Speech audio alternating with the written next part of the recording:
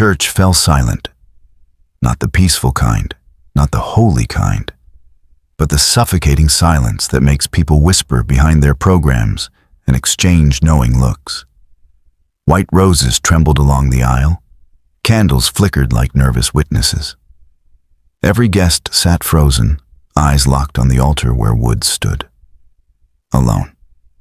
Perfectly tailored black suit, jaw clenched, hands shaking behind his back. And the bride?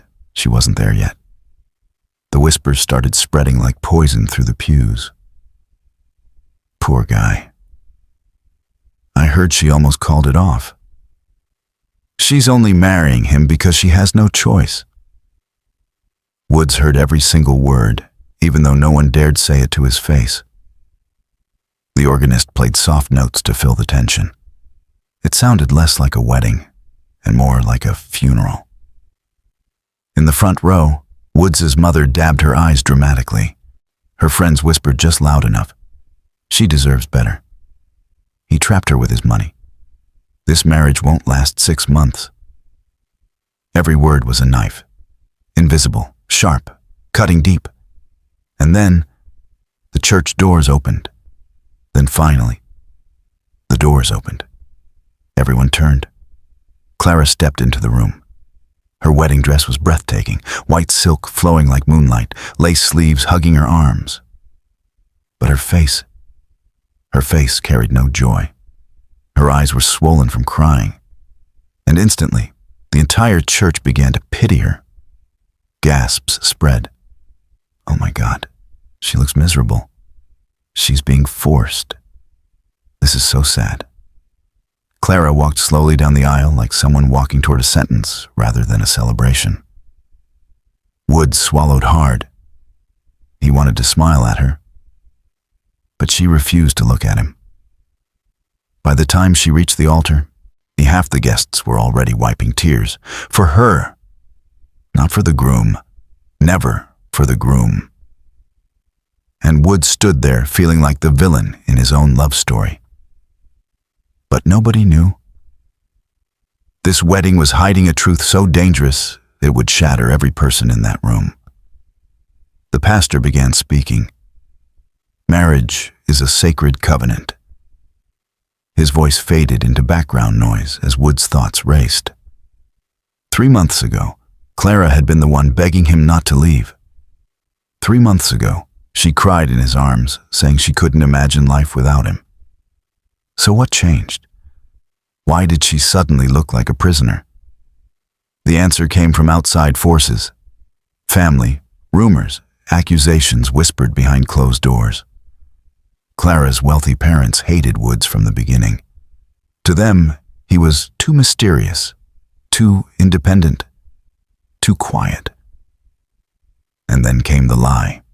A story appeared online claiming Woods had manipulated previous partners, that he controlled women emotionally, that he was dangerous beneath his calm personality.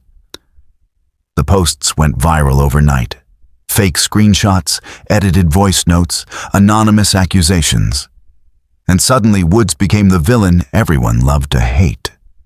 Clara never said she believed the rumors, but she grew distant, cold, afraid. Now here they were, at the altar, surrounded by people convinced she was making the worst mistake of her life. The pastor turned to Clara. "Do you take this man?" She hesitated, and the entire church held its breath. Woods could feel the judgment burning into his back. Clara's father glared at him with open disgust. Her bridesmaids looked like they wanted to rescue her. Even the photographer whispered to the videographer, "This is going to be awkward footage." The tension grew heavier. Clara's lips trembled as she tried to speak. Her voice cracked. Tears fell down her cheeks. Guests sobbed openly now, convinced they were witnessing a woman sacrificing her happiness. Woods's chest tightened. He wanted to stop the ceremony. He wanted to ask her the truth in front of everyone. But something told him to wait. Because deep down, he knew something wasn't right. And then, The church doors slammed open. Every head snapped toward the entrance. A man stood there, tall, disheveled, breathing hard like he had run across the entire city. He wasn't dressed for a wedding. He looked desperate and terrified. "I need to stop this wedding," he shouted. Gasps exploded through the room. Clara froze. Woods' heart began pounding like thunder. The stranger walked slowly down the aisle, eyes locked on the bride. "I'm sorry," he said, "but everyone here is being lied to." Whispers turned into chaos. The pastor tried to intervene. "Sir, you cannot interrupt." But the man raised his hand. "I have proof." And suddenly, the story everyone believed began to crack. Woods looked at Clara. For the first time that day, she looked directly at him, not with fear, not with sadness, but with confusion and hope. The stranger pulled a folder from his bag. "My name is Phillips," he said, voice shaking, "and 3 months ago, I was paid to destroy Woods' reputation." The room went silent. You could hear people breathing. You could hear someone drop their phone. Clara's mother stood up immediately. "This is ridiculous. Security." But Phillips continued. "I was hired to fabricate messages, edit recordings, and spread lies online because someone didn't want this wedding to happen." Woods felt the ground shift beneath him. Clara's father turned pale.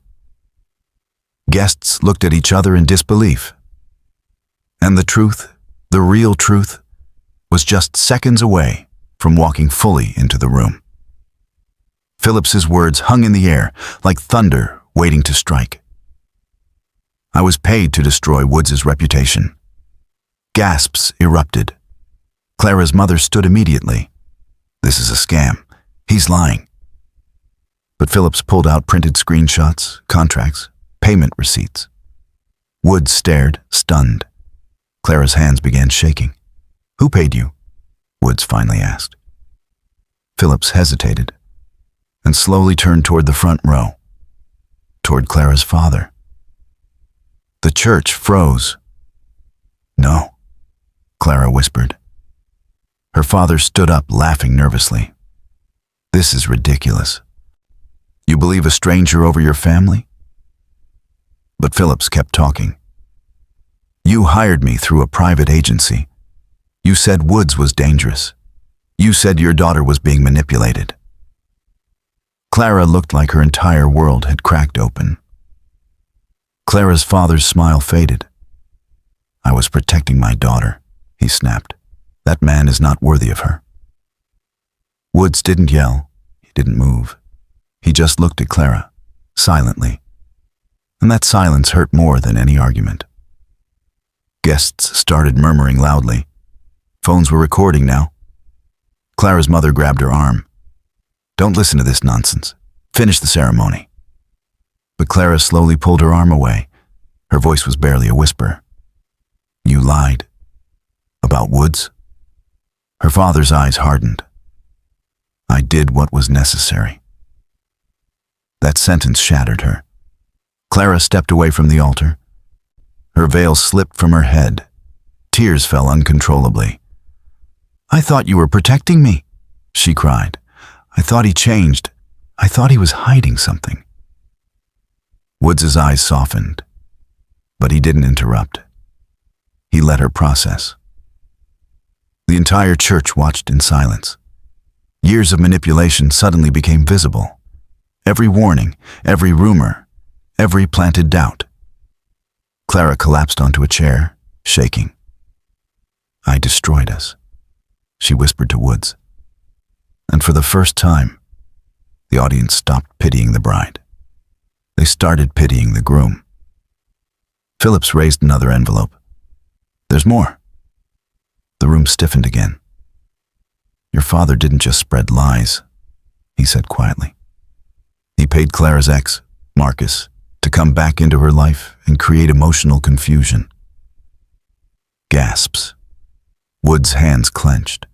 Clara looked like she might faint. Memories flooded back, Marcus appearing suddenly, creating doubt, questioning Wood's loyalty. It was all orchestrated. Her father shouted, "Enough!" But nobody listened anymore. The illusion had collapsed. The pastor gently stepped forward.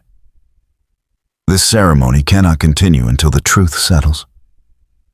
Clara stood slowly. Her dress trembled as she walked toward Woods. The entire church held its breath.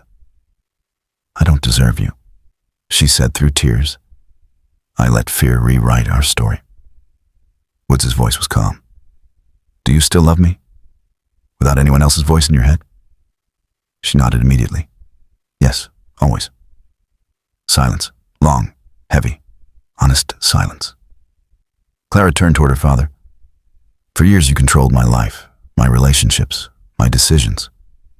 He tried to speak, but she raised her hand. "You know more."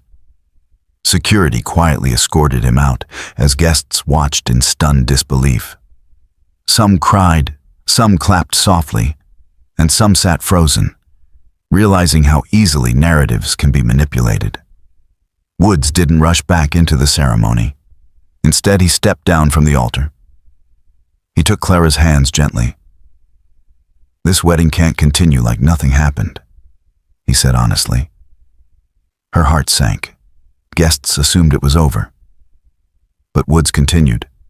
"Marriage built on pressure and lies won't survive. We need truth first."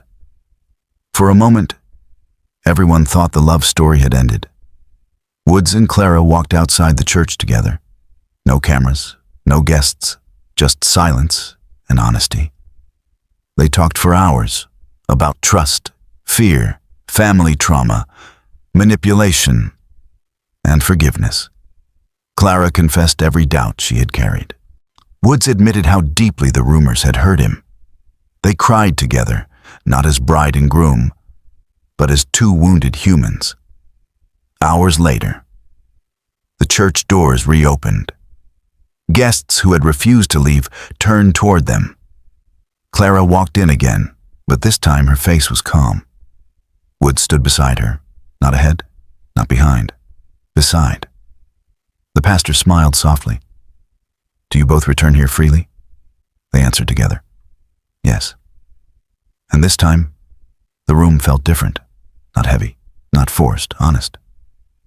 Clara looked directly into Wood's eyes. "I don't promise perfection. I promise truth, even when it's uncomfortable."